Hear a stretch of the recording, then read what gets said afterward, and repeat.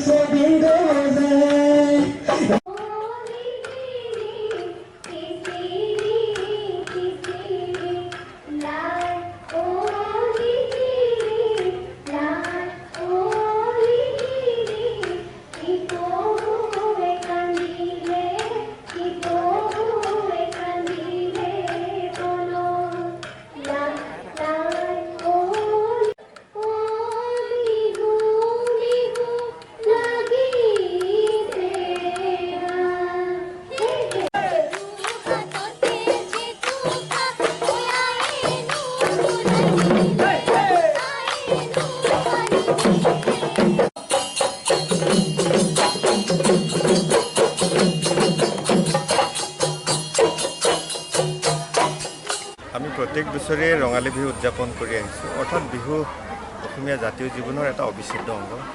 সেইকাৰণে আমি বহাগ বিহু আৰু মাঘ বিহু বিশেষভাৱে বিদ্যালয়ত উদযাপন কৰি আহিছোঁ, যাতে ছাত্ৰ ছাত্ৰীসকলে অসমীয়া জাতীয় জীৱনৰ বিষয়ে জানিব পাৰে।